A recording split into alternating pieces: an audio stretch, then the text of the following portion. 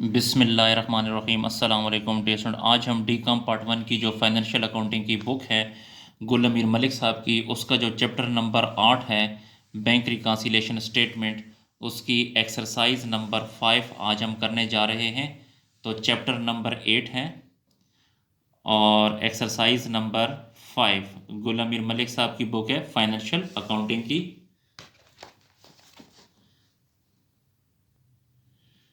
Exercise number 5 में कहता है on 31 March the bank statement received showed a balance of ₹10,500। जो पासबुक का बैलेंस है वो 10,500 है। पासबुक का बैलेंस 10,500 है। Whereas the cash book showed a different balance of ₹9,155 और कैश बुक का जो बैलेंस है वो 9,155 है। The item listed below cause the difference. अच्छा डियर स्टूडेंट, यहाँ पे देखें पासबुक यानी बैंक स्टेटमेंट यानी पासबुक का जो बैलेंस है वो 10,500 है और कैश बुक का जो बैलेंस है वो 9,155 है। तो यहाँ पे डियर स्टूडेंट देखें इन बैलेंस के साथ डेबिट और क्रेडिट नहीं बताया गया। तो याद रखिएगा जब भी आपको डेबिट और क्रेडिट ना बताया जाए तो आपने हमेशा फेवरेबल बैलेंस लेना है। तो आपने क्या करना है कि कैश बुक का फेवरेबल बैलेंस कौन सा होता है? डेबिट होता है। तो कैश बुक में आपने डेबिट बैलेंस लिखना है और पासबुक का फेवरेबल बैलेंस होता है क्रेडिट, तो पासबुक का बैलेंस आपने क्रेडिट लिखना है। डियर स्टूडेंट, ये जो डेटा है ये आप अपने पास ज़बानी याद कर लें, अपने पास नोट कर लें। ये डेटा अगर आपके पास जहन में होगा, अगर आपको याद हो जाए तो आप क्वेश्चन बआसानी हल कर सकते हैं। जी, तो एक्सरसाइज नंबर 5 है। ऊपर नाम लिखेंगे MS हुसैन एंड सन्स, क्योंकि कंपनी का जो नाम है MS हुसैन एंड सन्स है। और यहाँ पे दो स्टेटमेंट है। सबसे पहले आपने पासबुक का बैलेंस लिखना है या बैंक स्टेटमेंट, जो मर्जी आप लिखें। यहाँ पे लिखें balance as per bank statement या पासबुक एक ही चीज़ है। पासबुक का फेवरेबल बैलेंस कौन सा होता है? क्रेडिट होता है। तो यहाँ पे लिखें क्रेडिट और अमाउंट है 10,500। इसी तरह दूसरी स्टेटमेंट में कैश बुक का बैलेंस लिखें। तो यहाँ पे लिखें balance as per cash book. Cash book का फेवरेबल बैलेंस कौन सा होता है? डेबिट होता है। तो यहाँ पे लिखें डेबिट और वो है 9,155। यहाँ पे लिखें 9,155। जी, इसके अलावा यहाँ पे आप लिखें ऐड और यहाँ पे लिखें लेस। यहाँ पर भी इसमें लिखें ऐड और यहाँ पे लिखें लेस।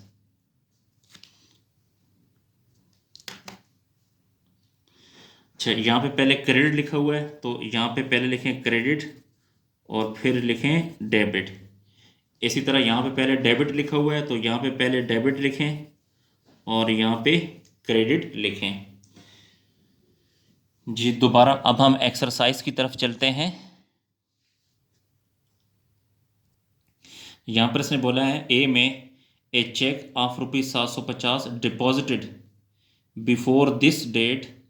इस डेट से पहले हमने 750 का चेक डिपॉजिट किया है। Is not yet credited by the bank. देखें not yet credited by the bank, bank ने अभी तक क्रेडिट नहीं किया। तो जब बैंक ने क्रेडिट नहीं किया तो बैंक में क्रेडिट कर देंगे। दोबारा सुने, not yet credited by the bank, bank ने क्रेडिट नहीं किया ना, तो आप बैंक में क्रेडिट कर दो। जी, ये पासबुक है यानी बैंक स्टेटमेंट है। तो बैंक ने क्रेडिट नहीं किया, यहाँ पे देखें ये क्रेडिट लिखा है तो यहाँ पे लिख देंगे क्रेडिट कर देंगे। यहाँ पे लिखें cheque not yet credited, cheque not yet credited. Cheque जो है अभी तक क्रेडिट नहीं हुआ तो अब हमने यहाँ पे क्रेडिट कर दिया है 750।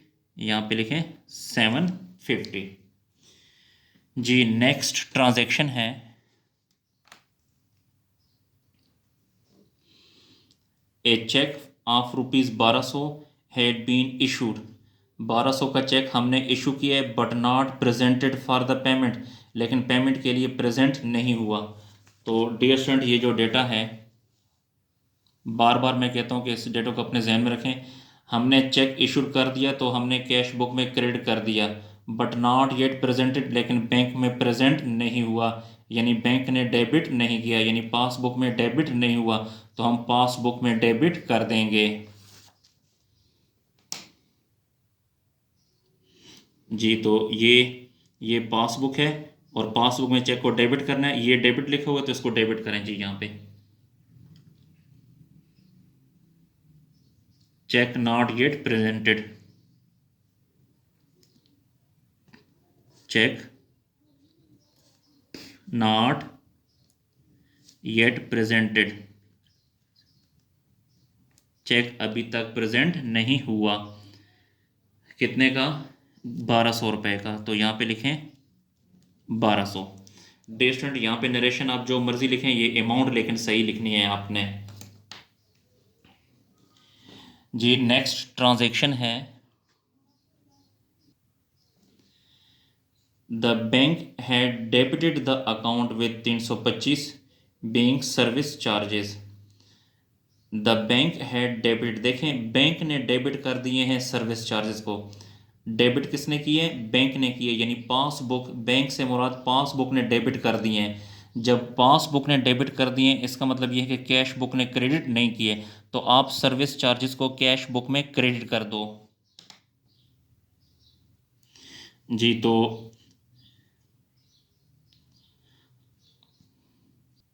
देश एंट्री में दोबारा पढ़ देता हूँ।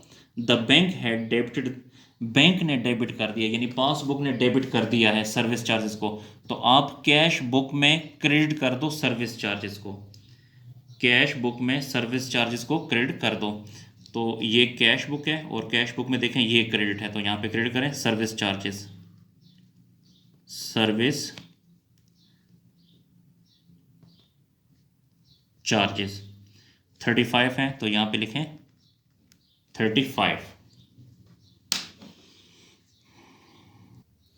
जी। नेक्स्ट ट्रांजैक्शन है डी में, the bank had received 800 directly from one of the debtor of the firm. The bank had received, bank ने रिसीव किए हैं 800 रुपये डायरेक्टली एक कस्टमर से, बैंक ने डायरेक्टली रिसीव किए हैं। तो डियर स्टूडेंट, हमारे पास जो ये डेटा है, इस डेटा में अगर आप देखें, ये रिसीव्ड किए हैं डायरेक्टली किसने? बैंक ने। रिसीव किए हैं डायरेक्टली किसने? बैंक ने। तो बैंक ने क्रेडिट कर दिए हैं जी। दोबारा बताता हूँ कि रिसीव किए हैं बैंक ने, तो बैंक ने क्रेडिट कर दिए हैं, इसका मतलब ये है कि कैश बुक ने डेबिट नहीं किए, तो हम कैश बुक में डेबिट कर देंगे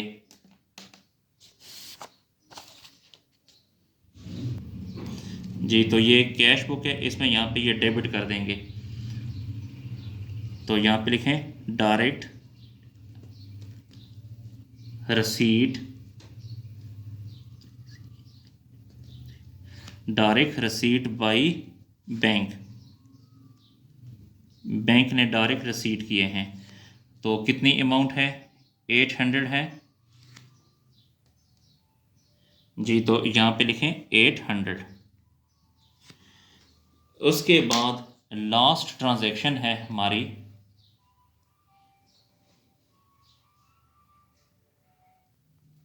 लास्ट ट्रांजैक्शन में कहता है the bank had credited the account with 130 interest on deposit. Interest on deposit 130 रुपया बैंक हैड क्रेडिट, बैंक ने क्रेडिट कर दिया है। जब बैंक ने क्रेडिट कर दिया है इसका मतलब यह है कि कैश बुक ने डेबिट नहीं किया जी। दोबारा सुने, बैंक हैड क्रेडिटेड, बैंक ने क्रेडिट कर दिया, यानी पासबुक ने क्रेडिट कर दिया, इसका मतलब ये है कि कैश बुक वालों ने डेबिट नहीं किया, तो आप कैश बुक में डेबिट कर दोगे इंटरेस्ट ऑन डिपॉजिट को जी। तो ये कैश बुक है और इसमें देखें ये डेबिट है, तो हम यहाँ पे एंट्री करेंगे, इंटरेस्ट ऑन डिपॉजिट लिखें, इंटरेस्ट ऑन डिपॉजिट 130, यहाँ पे लिखेंगे 130 जी। ट्रांजैक्शन कंप्लीट हुई। अब इसका हम टोटलिंग करते हैं। यहाँ पे देखें ये एड की एक एंट्री, इसको क्लोज करें। इसी तरह ऐड की यहाँ पे 2 ट्रांजैक्शन हैं, 2 को क्लोज करें।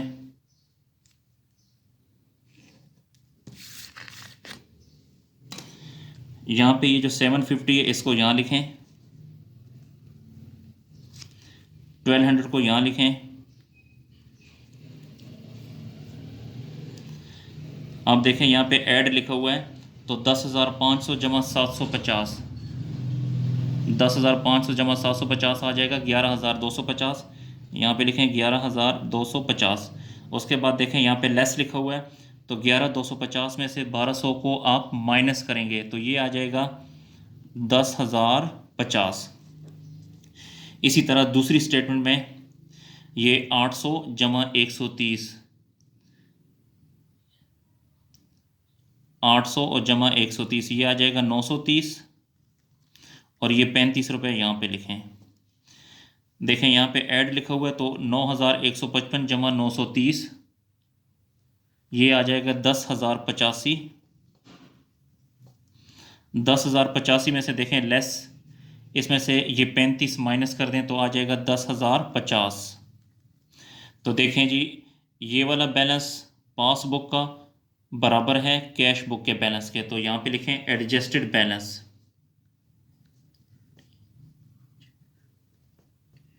एडजस्टेड बैलेंस, यहाँ पर भी लिखें एडजस्टेड बैलेंस। तो देखिए जी, ये बैलेंस और ये बैलेंस आपस में इक्वल है, इसका मतलब ये है कि हमारा जो सवाल है वो दुरुस्त है। डियर स्टूडेंट, इन वीडियोस को अपने दोस्तों और क्लास फेलों के साथ भी शेयर करें ताकि उन्हें भी फ़ायदा हासिल हो सके। और अगर आपको DCOM पार्ट 1 की जो मैथ स्टेट की बुक है खादिम हुसैन साहब की, उसका अगर मुकम्मल सलूशन चाहिए, मुकम्मल लेक्चर्स चाहिए, तो वो भी मेरे चैनल की प्ले लिस्ट में अपलोड हैं, वहाँ से आप हासिल कर सकते हैं। इसके अलावा मैथ स्टेट में या अकाउंटिंग में अगर आपको कोई क्वेश्चन की समझ नहीं आ रही या कोई पॉइंट समझ नहीं आ रहा, तो आप कमेंट सेक्शन में जाकर मुझसे पूछ सकते हैं। जी शुक्रिया, अल्लाह हाफिज़।